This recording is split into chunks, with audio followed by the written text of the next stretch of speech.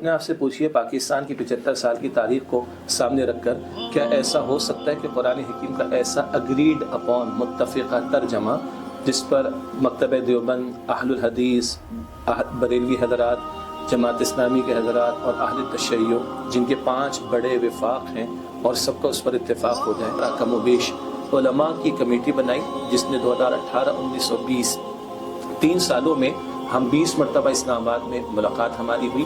आज पाकिस्तान में पंजाब में और केपी में 2023 में 9वीं और 11वीं जमात में इसके मुताबिक मुत्तफ़िक़ा तर्जमे के मुताबिक 50 नंबर का कंपलसरी पेपर भी हो चुका है स्कूल। तो इन तमाम मसालिक के उलमा को पहले एक टेबल पर लाना जी, फिर उसके बाद चैलेंजेस का आना, फिर उसको टैकल करना, क्या चैलेंजेस आए जिस पर हमने तय किया कि इस मुल्क में हाकमियत अल्लाह ताला की होगी और किताब और सुन्नत के खिलाफ कानून नहीं बनेगा। उस वक्त सवाल उठा भाई किसका इस्लाम आएगा, देवबंदी, बरेलवी, अहमदी, शिया, सुन्नी किसका? तो आप नाज़रीन से 100 से पूछेंगे ना तो शायद 99 आपको ये कहेंगे हमें तो मालूम नहीं। और रियासती सतह पर कानून बन गया और कादियानियों के खिलाफ वो फतवा भी नाफिज हुआ कि ये इस्लाम से खारिज है। उससे बढ़कर नौयत का मामला कि कुरान पाक की 6000 से ज़्यादा आयात का तर्जमा ही फ़कत नहीं, उनके मुतालिक पैगम्बरों के वाक़यात, उनके मुतालिक सूरतों का तारुफ, उनसे मुतालिक अखलाकी हिदायत, उनसे मुतालिक एक्सरसाइजेस, एक फुल स्टॉप भी इन उलमा ने अग्री किया है। हम कहते हैं ज़ालिका फ़ज़्लुल्लाह युतीही मन यशा। 2 किताबें हैं, एक उर्दू वर्जन है और एक इसी का इंग्लिश वर्जन है। इसके ऊपर लिखा हुआ है मुताला कुरान हकीम बराए तलबा और तालिबात, हिस्सा अव्वल।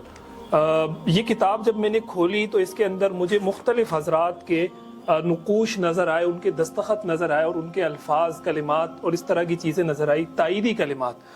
शुजाउद्दीन शेख साहब मेरे साथ मौजूद हैं, इल्म फाउंडेशन ने ये काम किया है।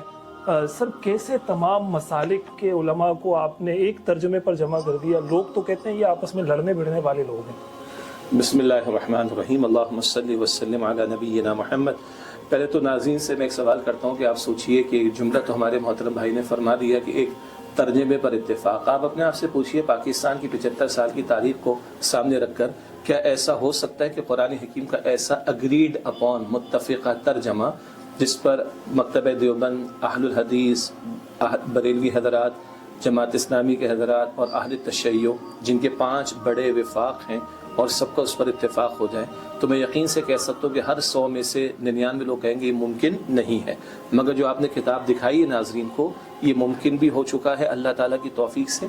इल्म फाउंडेशन कराची का एक इदारा 2008 में कायम हुआ था, 2009 से इसमें काम शुरू हुआ और अल्लाह ताला ने और भी खिदमात की तौफीक अता फरमाई जिसमें टीचर्स की ट्रेनिंग है, नादरा कुरान पाक पढ़ाने वाली मुअल्लिमात की ट्रेनिंग है, इसी तरह बच्चों के लिए स्टोरी टेलिंग के प्रोग्राम्स हैं एंड सो ऑन। लेकिन एक और अल्लाह ताला ने जो बहुत बड़ा फजल फरमाया, ये मुताला कुरान हकीम 7 हिस्सों में मुकम्मल कुरान हकीम, सूरतों का तारुफ, तर्जमा, पैगम्बरों के वाक़यात, इसी तरह मॉरल लेसन्स जिसको हम अखलाकी हिदायत कहते हैं, एक्सरसाइजेस, फिर हर हिस्सा यानी 7 हिस्से टोटल पूरा कुरान करीम मुकम्मल और हर हिस्से की एक टीचर गाइड भी है टीचर्स के लिए। 70 से ज़्यादा तराजिम और तफासीर से इस्तेफादा करके इसको तैयार किया गया और वफाकी हुकूमत की वज़ारत तालीम ने 2018 कमोबेश उलमा की कमेटी बनाई जिसने 2018, 1920 3 सालों में हम 20 मरतबा इस्लामाबाद में मुलाकात हमारी हुई और ये 5 मकातब फ़िक्र के उलमा ने 20 मीटिंग्स में इत्तेफाक राय से और 3 बरस की मेहनत के बाद इत्तेफाक राय से निसाब अप्रूव किया और आज पाकिस्तान में पंजाब में और केपी में 2023 में 9वीं और 11वीं जमात में इसके मुताबिक मुत्तफ़िक़ा तर्जमे के मुताबिक 50 नंबर का कंपलसरी पेपर भी हो चुका है स्कूलों और अगला साल 2024 में 9वीं, 10वीं, 11वीं, 12वीं में पंजाब और केपी में 50 नंबर का पेपर होगा और फेडरल गवर्नमेंट की जो स्कूल्स हैं या फेडरल बोर्ड के तहत जो स्कूल्स हैं उनमें इस्लामियात के साथ तर्जुमे कुरान का मिलाकर भी पेपर होगा इंशाअल्लाह। ये बताइएगा कि आपने कहा कि तमाम मसालिक जितने भी हमारे इस वक्त हैं उनसे मुत्तफ़िक़ा तौर पर ये अप्रूव हो चुका है, तो इन तमाम मसालिक के उलमा को पहले एक टेबल पर लाना जी, फिर उसके बाद चैलेंजेस का आना, फिर उसको टैकल करना, क्या चैलेंजेस आए? बुनियादी उमूमी बिल्कुल बड़े बड़े जो चैलेंजेस अगर आप कहें, मैं सिर्फ ये सवाल करने का मकसद ये है कि एक उमूमी तासुर इस सोसाइटी और समाज के अंदर ये बन चुका है कि मुख्तलिफ मसालिक के उलमा कभी एक टेबल पर जमा हो ही नहीं सकते। दूसरा तासुर ये है अगर जमा हो भी जाए वो चाय बिस्किट के लिए जमा होते हैं, وہ کھاتے ہیں پیتے ہیں اور اٹھ کے چلے جاتے ہیں، لیکن اتنے بڑے کام پر آپ نے کیسے اتفاق کروا لیا ہے؟ اللہ آپ کو جزائے خیر عطا فرمائے. عام طور پر میڈیا پہ تو نیگیٹو باتیں زیادہ پروموٹ ہوتی ہیں نا. میں آپ کو ماضی کی 2 مثالیں مختصراً دیتا ہوں. پاکستان قائم ہوا 1947 میں. 1949 میں قرارداد مقاصد طے ہو گئی جس میں ہم نے طے کیا کہ اس ملک میں حاکمیت اللہ تعالیٰ کی ہوگی اور کتاب و سنت کے خلاف کوئی قانون نہیں بنے گا. اس وقت سوال اٹھا بھائی کس کا اسلام آئے گا؟ دیوبندی، بریلوی، اہل حدیث، شیعہ، سنی، کس کا؟ تو 1951 میں 31 علماء چوٹی کے تمام مکاتب فکر کے، دیوبندی، بریلوی، اہل حدیث، اہل تشیع، جماعت اسلامی، ان 31 علماء کو سید سلیمان ندوی صاحب رحمۃ اللہ نے چیئر کیا.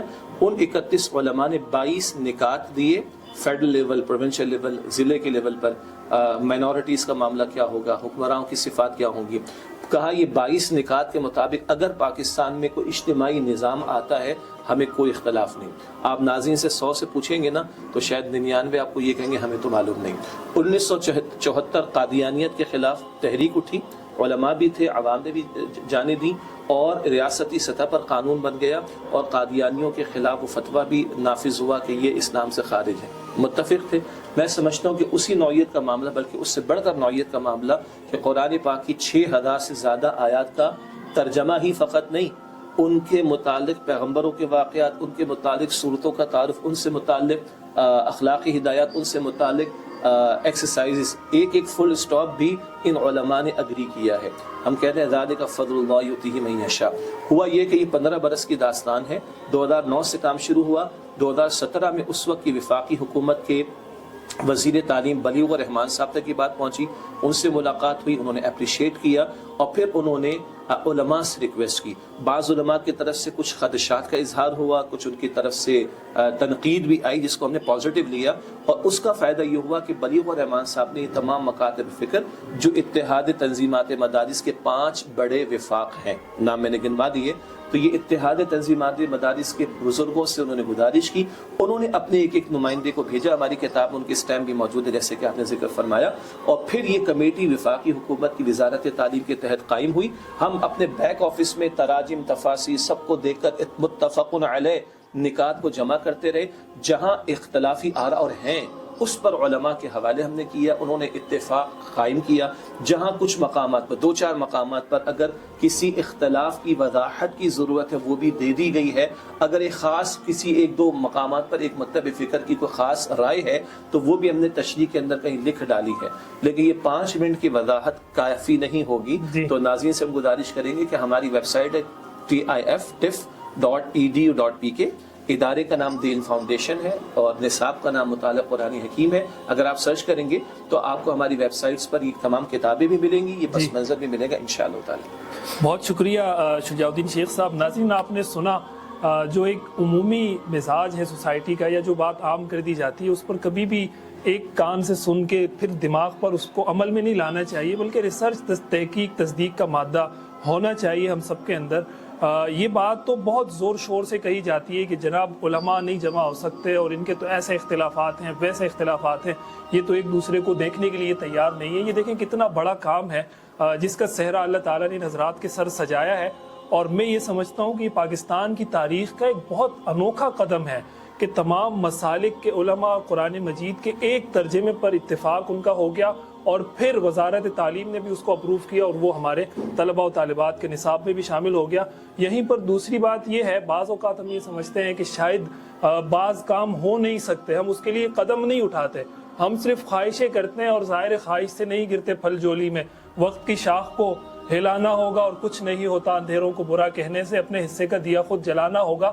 تو جب ان حضرات نے اپنے حصے کا دیا جلایا ہے تو اللہ تعالیٰ نے اس کی روشنی سے اس پورے ملک کو روشن کیا ہے. اور میں سمجھتا ہوں ہم سب کے ذمے ہے اس دیے میں تیل کا کردار ادا کر کے اپنے حصے کا اس کے اندر تیل ڈالنا اور اس دیے کو مزید روشن کرنا. ملاقات ہوگی آپ سے اگلے نشست میں. اللہ کی امان.